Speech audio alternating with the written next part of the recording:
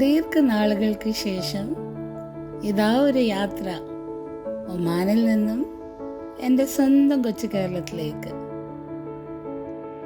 ഈ യാത്ര ഒന്ന് ഓർത്തിരിക്കാൻ ഒരു കുട്ടി വ്ലോഗാക്കി ഞാൻ.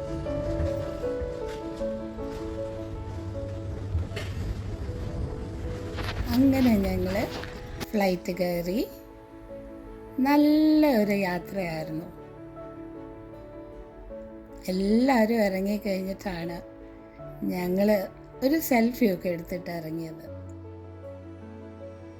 വീടെത്തി ഞങ്ങൾ ഒരു 2 ആഴ്ച വീട്ടിൽ നിന്ന് എങ്ങും വെളിയിൽ പോയില്ല. അതുപോലെ പനി പിടിച്ചു, കിടപ്പിലായിരുന്നു. എന്തായാലും ഒന്ന് ഉഷാറൊക്കെ ആയിക്കഴിഞ്ഞ് ഞങ്ങളൊന്ന് തീരുമാനിച്ചു കൊച്ചിയിലേക്കൊന്ന് വിട്ടാലോ എന്ന്. ചെങ്ങന്നൂർ ടു കൊച്ചി ഒരു ലോങ് ഡ്രൈവ്.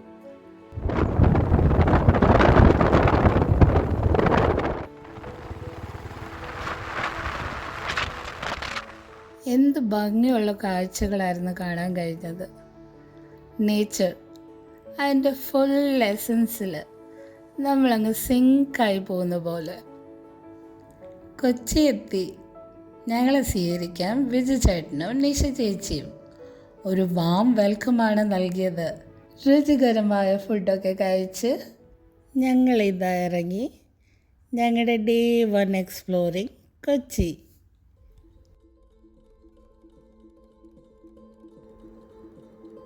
മട്ടാഞ്ചേരി.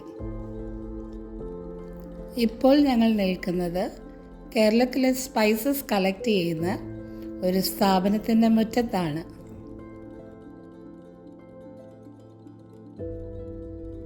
അടുത്ത ഞങ്ങളുടെ യാത്ര ജൂ ടൗണിലേക്ക്. ഈ ടൗണിലൂടെ ഞങ്ങൾ സഞ്ചരിച്ചപ്പോൾ ഈ ടൗണിൽ കുറേ സ്ട്രീറ്റ്സ് ഉണ്ട്. ഈ സ്ട്രീറ്റ്സിൻ്റെ 2 ഭാഗവും കുറേ ഷോപ്സ് ഉണ്ട്.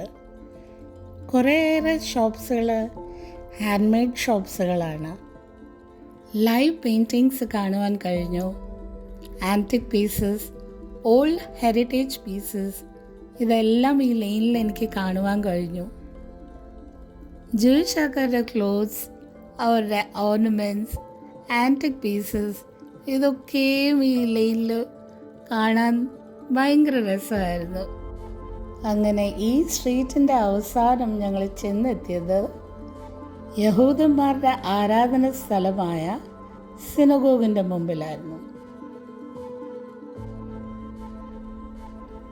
1568 ഈ സിനഗോഗ് ഇവിടെ സ്ഥാപിക്കപ്പെട്ടത്. ഇന്ത്യയിൽ ജൂയിഷ് കമ്മ്യൂണിറ്റിക്ക് വേണ്ടി ആക്റ്റീവായി നിൽക്കുന്ന ഏക സിനഗോഗാണ് മട്ടാഞ്ചേരിയിലെ പരദേശി സിനഗോഗ്.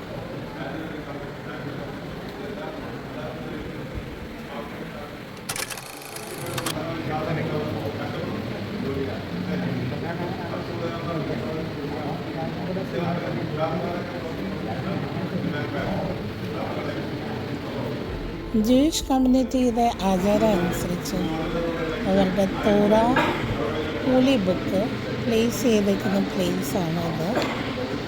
ഇവിടെയാണ് അവരുടെ പ്രീസ്റ്റ് നിൽക്കുന്ന പ്ലേസ്. പിന്നെയാണ് ഔട്ടർ കോർട്ട്യാർഡുള്ളത്. കൊച്ചിയിലെ രാജാവായ രാമവർമ്മയാണ് ഈ സ്ഥലം ജൂയിഷ് ആൾക്കാർക്ക് കൊടുത്തത്.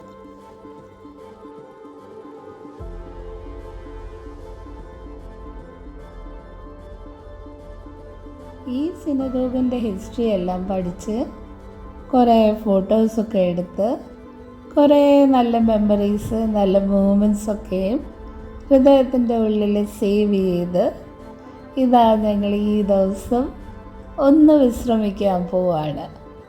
അതിനു മുമ്പേ ഞങ്ങളുടെ ബീച്ചേട്ടൻ ഞങ്ങളോട് പറഞ്ഞു ഒരു സ്ഥലം കൂടെ കാണാനുണ്ടെന്ന്.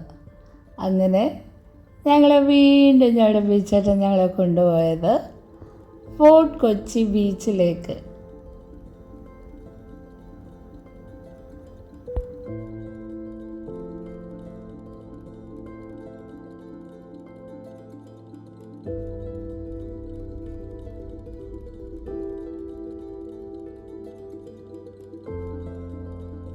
അങ്ങനെ ഞങ്ങളുടെ first day exploration of Kochi ഒരു 10% കംപ്ലീറ്റ് ആക്കി.